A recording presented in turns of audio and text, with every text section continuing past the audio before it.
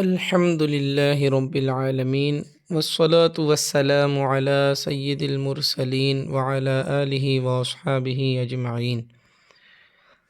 قانون شریعت کا جو ہے یہ درس لے کر حاضر ہوں۔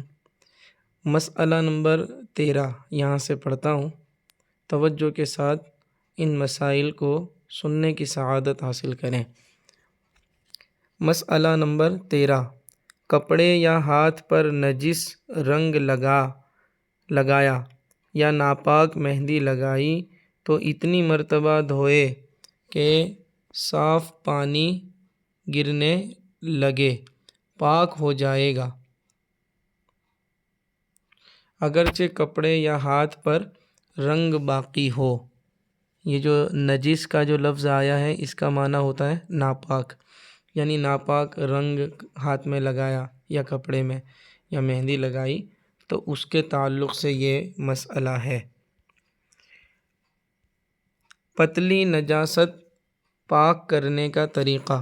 مسئلہ نمبر 14، زعفران یا کوئی رنگ کپڑا رنگنے کے لیے گھولا تھا، اس میں کسی بچے نے پیشاب کر دیا یا اور کوئی نجاست پڑ گئی تو اس سے اگر کپڑا رنگ لیا تو 3 بار دھو ڈالیں، پاک ہو جائے گا۔ یہ بھی مسئلہ آسان ہے کہ کوئی کپڑا رنگنے کے لیے کوئی رنگ یا زعفران کو جو ہے اس میں پانی میں گھولا تھا اور پھر بچے نے پیشاب کر دیا یا کوئی نجاست پڑ گئی تو اس کو پھر اگر کپڑا رنگ لیا گیا تو 3 مرتبہ دھو ڈالیں، اس طرح سے وہ کپڑا پاک ہو جائے گا۔ مسئلہ نمبر 15، کپڑے یا بدن پر ناپاک تیل لگا تھا، 3 مرتبہ دھونے سے پاک ہو جائے گا، اگرچہ تیل کی چکنائی موجود ہو۔ اس تکلف کی ضرورت نہیں کہ صابن یا گرم پانی سے دھوئے، لیکن اگر مردار کی چربی لگی تھی تو جب تک اس کی چکنائی نہ جائے پاک نہ ہوگا۔ یعنی مردار یعنی جو مردہ جانور ہے، یعنی کہ حرام جانور مردار، تو یا مردار کی چربی لگی تھی تو جب تک اس کی چکنائی نہیں جائے گی تب تک جو ہے کپڑا یا بدن پاک نہیں ہوگا۔ اور تیل کا جو مسئلہ ہے تو وہ اس کی صورت الگ ہے، یعنی ناپاک تیل لگا تھا تو 3 مرتبہ دھونے سے کپڑا یا بدن پاک ہو جائے گا، اگرچہ چکنائی لگی ہو اور چکنائی موجود ہو۔ مسئلہ نمبر 16، اگر چھری میں خون لگ گیا یا سیری میں خون بھر گیا اور اسے آگ میں ڈال دیا یہاں تک کہ خون جل گیا تو چھری اور سیری پاک ہو گئی۔ جو جانور کی سیری جو ہوتی ہے اس میں اگر خون لگا ہوا ہے اور اگر آگ پر اس کو رکھ دیا گیا یعنی پکانے کے لیے اور جو خون ہے وہ جل گیا ہے تو سیری جو ہے وہ پاک ہو جائے گی۔ اسی طرح چھری بھی جو ہے وہ پاک ہو جائے گی، جبکہ اس کو آگ میں ڈال دیا اور وہ جو خون تھا وہ جل گیا تو چھری بھی پاک ہو جائے گی۔ نچوڑنے کی حد۔ مسئلہ نمبر 17، نجاست اگر پتلی ہے تو 3 مرتبہ دھونے اور 3 مرتبہ اچھی طرح نچوڑنے سے پاک ہوگا۔ اچھی طرح نچوڑنے کا یہ مطلب ہے کہ ہر شخص اپنی طاقت بھر اس طرح نچوڑے کہ اگر پھر نچوڑے تو اس سے کوئی قطرہ نہ ٹپکے۔ اگر کپڑے کا خیال کر کے اچھی طرح نہیں نچوڑا تو پاک نہ ہوگا۔ یہ کپڑے کو جو ہے دھلنے کے بعد اس کو نچوڑنے کا حکم بیان ہو رہا ہے، یعنی کہ نجاست اگر پتلی لگی ہے ناپاکی تو کپڑے کو 3 مرتبہ دھونے اور 3 مرتبہ اچھی طرح نچوڑنے سے ہی وہ پاک ہوگا۔ اور نچوڑنے کا جو طریقہ ہے اور اس کی جو حد ہے وہ بھی بتا دی گئی کہ ہر انسان اپنی اپنی طاقت کے مطابق کپڑے کو نچوڑے۔ اس مسئلے میں اسلامی بہنوں کو جو ہے وہ توجہ کرنے کی ضرورت ہے۔ اسلامی بہن ہو یا اسلامی بھائی، جن کو بھی کپڑے جو ہے وہ پاک کرنے کی ضرورت پیش آتی ہے تو وہ اس نچوڑنے والی جو ترکیب ہے اس کو توجہ میں رکھا کریں۔ مسئلہ نمبر 18، اگر دھونے والے نے اچھی طرح نچوڑ لیا مگر ابھی ایسا ہے کہ اگر کوئی دوسرا شخص جو طاقت میں اس سے زیادہ ہے وہ نچوڑے تو 2-1 بوند ٹپک سکتی ہے تو اس کے حق میں پاک اور اس دوسرے کے حق میں ناپاک ہے۔ اس دوسرے کی طاقت کا اعتبار نہیں، ہاں اگر یہ دھوتا اور اتنا ہی نچوڑتا تو پاک نہ ہوتا۔ تو یہ مطلب دو لوگوں کی الگ الگ جو ہے وہ کنڈیشن کو بیان کیا گیا ہے کہ ایک کی جو ہے وہ طاقت کم ہے، اس نے نچوڑا، اب وہ نچوڑ رہا ہے تو اب ایک بھی بوند پانی کی نہیں نکل رہی ہے، لیکن کوئی دوسرا اس سے جو ہے طاقت میں زیادہ ہے وہ آ کے نچوڑے گا تو 1-8 بوند جو ہے وہ نکل جائے گی، کپڑے سے جو ہے وہ پانی کی بوند ٹپک سکتی ہے۔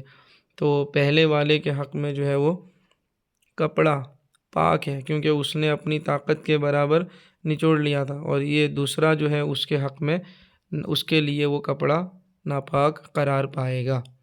مسئلہ نمبر 19، پہلی اور دوسری مرتبہ نچوڑنے کے بعد ہاتھ پاک کر لینا بہتر ہے، اور تیسری بار نچوڑنے سے کپڑا بھی پاک ہو گیا اور ہاتھ بھی، اور جو کپڑے میں اتنی تری رہ گئی ہو کہ نچوڑنے سے 1-8 بوند ٹپکے تو کپڑا اور ہاتھ دونوں ناپاک ہیں۔ یعنی نچوڑنے پہ ہی سب دار و مدار ہے کہ اچھی طریقے سے جو ہے وہ کپڑے کو نچوڑ لے۔ تیسری مرتبہ نچوڑنے سے تو کپڑا بھی اور ہاتھ بھی سب کچھ پاک ہو جائے گا۔ اب آئیے آگے، مسئلہ نمبر 20، پہلی یا دوسری بار ہاتھ پاک نہیں کیا اور اس کی تری سے کپڑے کا پاک حصہ بھیگ گیا تو یہ بھی ناپاک ہو گیا۔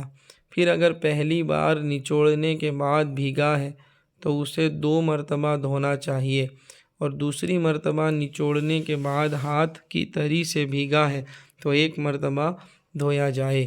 یوں ہی اگر کپڑے سے جو 1 مرتبہ دھو کر نچوڑ لیا گیا ہے کوئی پاک کپڑا بھیگ جائے تو یہ 2 بار دھویا جائے، اور اگر دوسری مرتبہ نچوڑنے کے بعد اس سے وہ پاک کپڑا بھیگا تو 1 بار دھونے سے پاک ہو جائے گا۔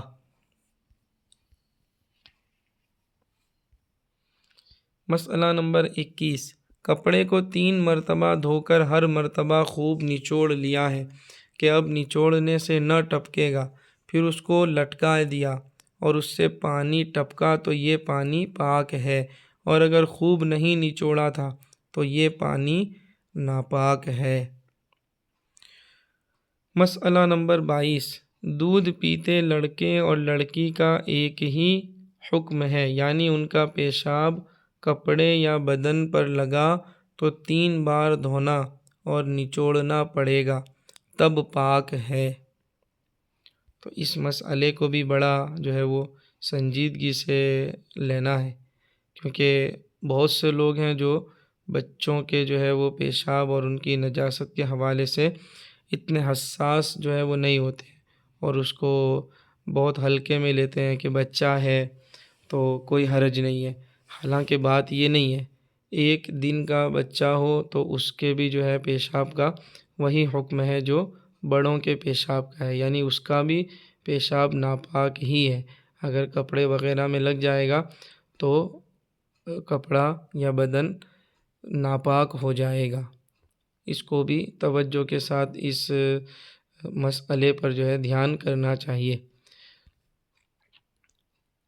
جو چیز نچوڑنے کے قابل نہیں اس کے پاک کرنے کا طریقہ، جو چیز نچوڑنے کے قابل نہیں جیسے چٹائی، جوتا، برتن وغیرہ، اس کو دھو کر چھوڑ دیں کہ پانی ٹپکنا بند ہو جائے، یوں ہی 2 بار اور دھوئیں، تیسری مرتبہ جب پانی ٹپکنا بند ہو گیا وہ چیز پاک ہو گئی۔